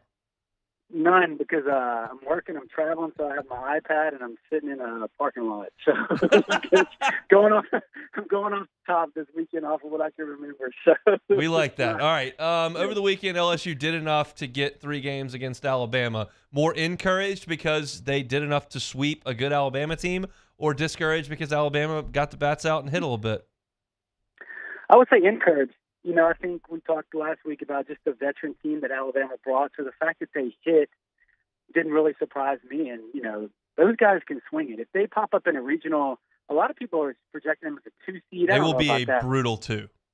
Yeah. If they show up as a 3 seed, I'm not really happy about hosting the boys from Tuscaloosa, just because they have some guys that can pitch. They don't have a ton of velo and stuff, but they have some guys that can pitch. And then when you look at Jarvis and Pinckney and Seidel and Williamson and the freshman Shelton, those dudes can absolutely swing it. So anytime you can get a sweep, and the fact that LSU got it done on Sunday when they've had opportunities in the past, it was really encouraging to me. Just looking at some of the results that happen around the conference, anytime you can make headway, we'll take that. So obviously the game changes and the information changes 25 years later. But hypothetically, you go into a weekend, you as a staff, you got Skip there, and y'all have got a game plan for these hitters, and you can't get Pinckney out after 5-6 at bats. Do you have to have a whole staff converge to be like, all right, we got to change everything we were doing against this guy because he's killing us? Yeah, or you just figure out a way to pitch around him, and hopefully somebody else is the designated out that weekend. You know, like it was Williamson really until he got that hit. I think in the last game he was like 1 for something, So somebody every weekend is going to be. We called him the DO, right? The designated out, except for Dylan Cruz. He's like never the DO because he's hitting the 500. But yeah, you just find ways to not let Pinckney hurt you. And then I think that's kind of what the guy went 5 for 5 on Friday night. And how many? He's 4 for 4 coming up, and you're like, look, the odds of him going 5 for 5 are so slim. You're almost better off just throwing it down the middle. And unfortunately, he did get a hit. But I think you can adjust throughout the weekend, and you saw him cool off a little bit. But you're just trying to find ways to keep other guys in front of him off a base to where he just doesn't hurt you. Number one question I'm getting from people I'm talking to out and about is, how does Paul Skeens get his pitch count down? Do you have any thoughts on that? Yeah, it was very interesting. We had Musa and Coogan on. I saw you retweet about your guys. Musa and Coogan on here on the Alabama Review podcast, and it's because his stuff is it's so good, and he's going to strike out a lot of people no matter what. I think the biggest thing is, one thing Coogan mentioned is a mindset. Almost once you get 0-2, treat it like a 1-2 pitch, and then when you're 1-2, treat it like a 2-2 pitch, to where all of a sudden you don't find yourself 0-2 and now you're 2-2 because you've nibbled or you've just missed with your slider because it's so good. And then you get to 2-2, right, and guys are starting to foul pitches off, and now you're in an 8-pitch at bat. I think if he could be a little more, I'm not saying he's not aggressive in the zone, but maybe not nibble so much, 0-2 and 1-2, to where you can get the strikeouts earlier in the count, and you save yourself, 10 pitches over 2 innings, to where you could extend into the 7th potentially. That may be the only way. Hopefully he has a good chance this weekend against Auburn, because those guys, after looking at some of the stats, are very aggressive. So I think it's tough because his stuff's so good, but those may be some ways to try to get that pitch count down, or at least extend if you throw 110 pitches. Was it a step back for Ty Floyd? I think it's just Ty Floyd. I'm not trying to sound defeatist, but I kind of ran some of the numbers, and his average SEC start is like 4 2/3, 4 runs, 3 earned. The problem is he's had more walks and strikeouts his past 3 or 4 outings. But, I'll ask you, if I tell you Ty Floyd's going to go 4 2/3 every weekend and give up 3 or 4 runs, are you okay with that? And if you are, then that's what you're going to get. You may get a 2 2/3, and you may get an 8 1/3, but on average, you're going to get into the 5th. I think it's kind of is what it is right now. What do you think? If you told me he was going to go 5 innings, give up 3 runs, I'd take it every start from now till the end of the season. 5 innings, 3 runs, and we'll start there. Yeah, and I think I don't know if it's just discouraging. He just has, he goes in spurts where he's just really so good, and then he goes in spurts to where he's just missing or he makes a mistake. Jarvis capitalizes, early in the game, right? The leadoff guy hits a bomb, and you're like, here we go again. But then he said, I don't know. He gives you glimpses, right? And he teases you a little bit. But I think I've just kind of realized it's just kind of is what it is at this point. What is, not necessarily what's his role going to be, because that's something we'll discuss over the next few weeks. But as we sit here on May 3rd, where you've got 3 SEC weekends and a tournament, so 4 weeks before you play a regional game, what does Javen Coleman have time to work up to? What's the max he could work to at this point? In terms of, are you like talking pitch count? Yeah, like could we get to a point where in a June game he can throw 81 pitches? Like, is that reasonable? Maybe, yeah. I didn't. He threw 41, I believe. Yeah, something like that. Yeah, right around 41. So hopefully he extends to 50, 55. So I think 80 could be doable by the time like a regional rolls around. Maybe throttle down during the SEC tournament because it's weird, right? Because guys may not throw in their normal rest, and you really want him to keep him on schedule, right? Give him the maximum number of days you can. But I think he could get up to 80 by the time a regional rolls around for sure. And I think that's what they're playing. I would imagine that's what their plan is, right? To continue to extend him as long as it's feasible, and the hotter it gets, maybe the better he feels out there. But I tell people every time he goes out there and he walks off the mound, and the next day he's like, "No, my arm feels great." That's a win for everybody associated with LSU baseball and for him. Because I'm starting to workshop this. You've got Skeens at the front, and instead of having 2 guys that you think could go 7, what if you've got 5 guys you think can go 3 or 4? If you think Floyd and Little and Herring and Coleman and Hurd can all give you at some point 4 innings, well, all of a sudden now the math starts to work in my favor again, as opposed to trying to find a way to piece it together. Am I reaching there? No, I think you're right on, especially when you look at a regional, right? I put it out there the other day, like if I had a regional and obviously it's 3-4 weeks from now, if Coleman's built up, I mean, Coleman could be a perfect game one starter and you save Skeens for the money game. So a lot of people disagreed with me, and that's a discussion for another time. But I think it works out really good, in terms of the ability for multiple guys to extend. And I think people may not like this take, but the bullpen has depth. Now, whether you like the depth or everybody's hitting, I think Jay and Wes Johnson, they have enough arms down there now to where, like, all right, Cooper's not working today, let's go Guidry. He's not working, let's go Nate. He's not working, let's go Herring. To where you still have 7 guys down there to where you can mix and match and just piece it together at the end of Saturday and Sunday. But I think if you got a bunch of guys that can go 4 or 5 innings, there's nothing wrong with that, especially when you get into postseason play. And if I need to match up Ackenhausen with a couple lefties here, I need to finish a game because Guidry's finished a couple of games. He's not quite extended yet because he didn't pitch in the fall. I'm just trying to find another way. By the way, I will stop you right there with the whole Skeens. People disagree and saying he needs to throw it in the opener. I can promise you very little. I can promise you Paul Skeens is not pitching on Friday of a regional. So anyone who feels like that's possible, that is not happening. He will be pitching Saturday night under the lights in the Marble game at Alex Box Stadium in that regional. That is going to happen.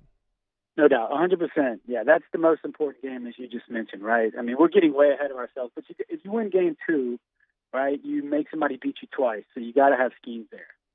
How encouraging is it to see Paxton Kling running around and making plays? Good, really good. I was worried when he tagged up. Yeah. And one of those games this weekend, I'm like, oh, God.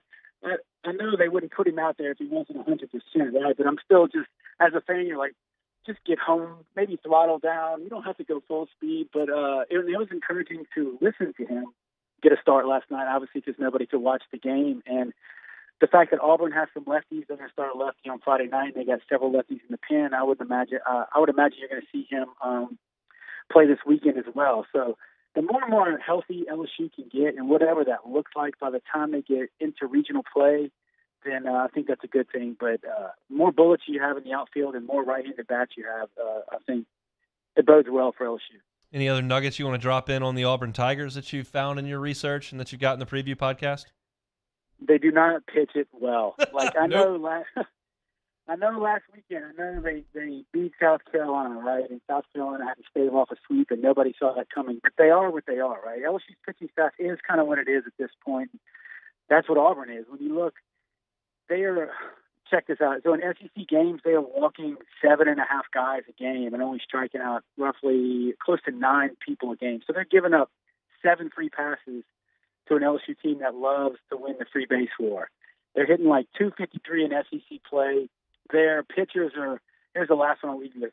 Their batting average against an SEC play for Auburn is like 297. So LSU, the hitters should be drooling on their way over to the Plains this weekend. I think it's really important that LSU finds a way to handle Tommy Vale on Friday night. The lefty's been dealing lately. If they can get him out the game, their pitching staff's a crapshoot, so I think LSU should have a fun time at the plate this weekend. Demui, we certainly appreciate it. We'll do it again next week. I appreciate you, Hunt. Thanks, buddy. He is Chris Demui, 60 Feet 6 Inches LSU Baseball Podcast. Always has a series wrap-up. Coming after the series, always has a series preview. The one for Auburn is out right now. You can find it on YouTube or where you get your podcasts. Appreciate Demui every single Wednesday. Jumping aboard here on the Hunt Palmer Show. All right, we're going to take one more time out. We'll come back and close it out with some Take It or Leave It on a Wednesday. This is Hunt Palmer. In times of need, get a full list of phone numbers, websites, and other important emergency information on the Demco Stormwatch page at 1045ESPN.com. There it is, the extra mile, on the border of expected and extraordinary, for those willing to go further, like vans customized for work or play, with safety and tech to keep you connected, supported by a 5-star sales, service, and finance team, and backed by the 1-star you know. So go the extra mile. It's never crowded, because so few have what it takes to go there. Mercedes-Benz Vans.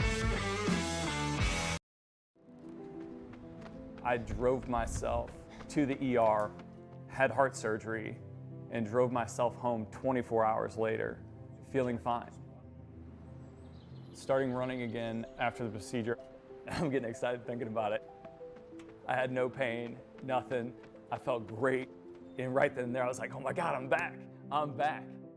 It's just amazing. Oshner Health. Long live you.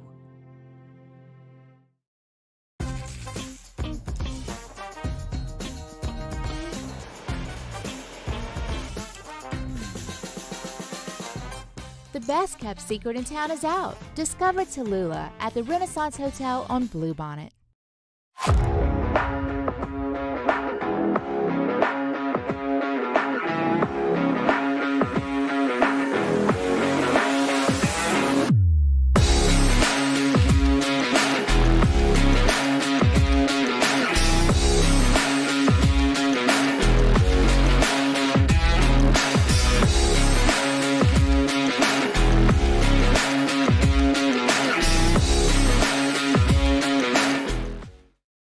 What's up, y'all? It's that time again. It's heating up. Your boat's getting ready to come out and spend all summer on the water. It's time to take your boat to the next level with front-to-back boat service, where if you want an incredible custom speaker install, it's going to blow people away in the water, that's there for you. You want an HD sonar where you can see the fish under the water before you cast, beat all your friends, that's there for you at front-to-back boat service. So don't put it off. We got the parts in right now. Get them now before they go back on back order. Front-to-back boat service. Gulf Coast Office Products is a nationally recognized Savin office equipment dealer based right here in Louisiana. Over 100 employees strong, Gulf Coast has the boots on the ground to support all vertical markets, from education, engineering, legal, and finance. With the latest in office technology, from desktop to production segment units, Gulf Coast and Savin have the perfect fit for you. Call 225-756-2644. That's 756-2644 for Gulf Coast Office Products. I've been doing business with Luba for 25 years. They're dependable, trustworthy. It's just the attention to detail with our clients. Our folks have years and years of experience. They're highly trained professionals. But many companies have that asset. What I'd like to think makes Luba a bit different is that we use those talents in a way that truly is dedicated to serving the needs of the folks who depend on us.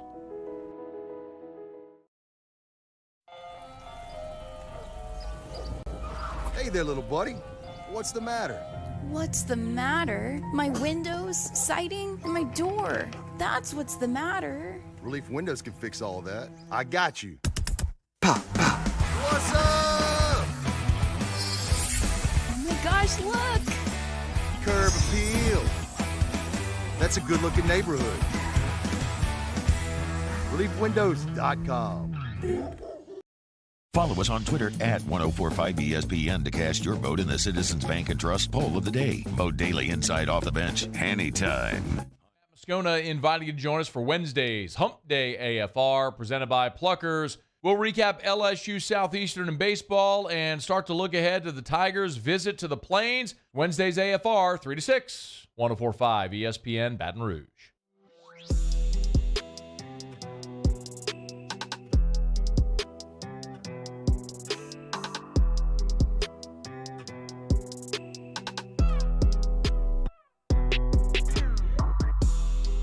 You're listening to Hunt Palmer on 1045 ESPN Baton Rouge. So I've obviously been doing this show for an hour and 48 minutes. Can't be totally plugged into the entire news cycle, but I'm looking up at the TV, and ESPN's got a headline running that says expectations for Mac Jones this season. Is this just what we're talking about today? Like, did Mac Jones get a new contract offer, or is this just the power of the NFL? They're just addicted to it. We have to talk about Mac Jones' expectations in May. It's the summer, you know? What are we gonna talk about? Talk about the playoffs or something. The NBA is pretty good right now. That's true. Mac Jones' expectations, who cares? The expectations are they're going to stink, and they're going to be the worst team in their division. That's the expectation. He's an average quarterback. If that. I'll tell you who's not average. Josh Allen. No. Who's not average. Aaron Rodgers. And the Dolphins are pretty good. But Mac Jones, they're done. The Patriots are done. Don't talk about them in May. All right, let's play Take It or Leave It. The Chiefs re-signed Jerick McKinnon and declined the fifth-year option on Clyde Edwards-Helaire. Clyde will be looking for a new spot in February. Take it or leave it. I will take that. It just looks like they're moving in a different direction. McKinnon was really good for them last year, and Clyde battled injuries, a little bit of lack of production. Just hasn't, as great as that fit looked when he was the last pick in the first round, and you saw that and you went, oh, man, they got all those dudes, and they're just going to add another guy who just dominates space. I mean, at that point, the Chiefs were just a team that just dominated you in space with Tyreek Hill and Mahomes running all over the place, and Hunt, and then Kelsey working in the middle of the field, and you figure Clyde, with all that space like he had in college, will just be unstoppable. And it just never really quite worked. It just hasn't materialized for whatever reason. So I hope Clyde has a great year this year and is productive, and the Chiefs want to keep him around. It just doesn't feel like there's any tea leaf you can find that would indicate that's a likelihood. I think Clyde's going to have to find a way to catch on somewhere else, hopefully after a nice year this year. Yeah, it's weird. He's like, I don't remember him having many injury problems at LSU, but for some reason, as a pro, he's had a lot of issues with that. But in his last at-bat for Creighton Prep in Omaha High School, senior Jack Teal doubled with a broken wrist. He swung with one hand and lined a shot over the second baseman. Playing your last game with a broken wrist. Take it or leave it. I'm going to take this. I don't know Jack Teal. I don't even know if he's a prospect at any level in high school, but I saw this story on the internet. Just a high school kid, last game, and I saw the at-bat. He couldn't grip the bat with his left hand, so he just grabbed it right-handed and hit a line drive into right field.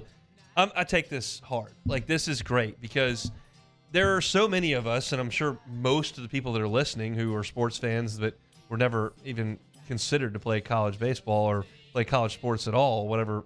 We stopped in high school, and it's something you worked at that point 15, 14 years for, since you've been playing youth sports since you were 4 years old. And the pinnacle for you, like it was for me, was high school. And if you break your wrist and you got one more chance to dig in there and you're never going to get that opportunity again, yeah, man, get in there. And the cool story of him actually getting a hit with one hand, which I don't even think he could have anticipated, is really, really cool. But it's sports meant a lot to me as a kid, and high school sports meant a lot to me. I knew that was the end for me. There was no chance I was ever going to play in college or be a professional athlete in any way. I was going to peak in high school, and that was going to be it. And I was really emotional when my high school career ended on the field at Menard High School in Alexandria. That was the last game I ever played. Yeah, I mean, I think taking that opportunity to get out there one more time for something that's been part of your life for 14 years that you now have to move on and it's gone forever. Yeah, man, good on that guy for digging in there. And then the coolest thing is he gets a hit with one hand. I'm all for it. Good on you, Jack. Steph Curry and Klay Thompson will play Patrick Mahomes and Travis Kelce in the next edition of the match. It will be a 12-hole match at the Wynn Golf Course in Las Vegas. Take it or leave it. I'll take it. These are good. They're not for everybody. They're not must-see TV, but it's just something different that we can put on. They're not going to play the full 18 holes. They're going to play 12. I've actually played the Wynn Golf Course in Vegas. It's right there behind the Wynn and the Encore. Not the greatest piece of property in the world. It's on the Strip, but it's a very nicely manicured golf course. And I'm sure they'll do a lot television-wise. I know Steph is He's really stick. good. He's scratch. I don't know anything about Klay Thompson, Patrick Mahomes, or Travis Kelce. Now, Klay Thompson's brother plays for the Dodgers, so they're probably pretty athletic and can probably play golf. And then Mahomes, obviously, with the athleticism in their family, he's probably pretty good. I would not peg Kelce as a great golfer. He's huge. Yeah. But Kyle Williams is awesome, too, and he's huge. So you never know with some of those guys. So I'll probably watch it if it's on. I may not watch all 12 holes, but it's I find the matches interesting, and I'm glad they continue to put those on. Yeah, Mahomes and Kelce have both played at the celebrity tournament they do in Lake Tahoe. And Kelce is not very good. Okay. Mahomes has got a pretty good move. He can hit it a mile. He doesn't hit it very straight, but he can hit it pretty far. So I would think it's got to be handicapped. If I got Kelce here and Steph's on the other side, who's like a +1, we got some handicapping issues that need to be taken care of. Yeah. Which they can do. That's the beauty of golf. I can play Xander Schauffele tomorrow, and if I get enough shots, we can make it work. Pretty close, yeah. All right, last one here. Joel Embiid returns tonight for Philly. They'll take a 2-0 lead in Boston. Take it or leave it. I will leave it. I think you've got to show up if you're Boston tonight. You can't let Philly come in there and do that. They were bad down the stretch the other night. I guess that was Monday night.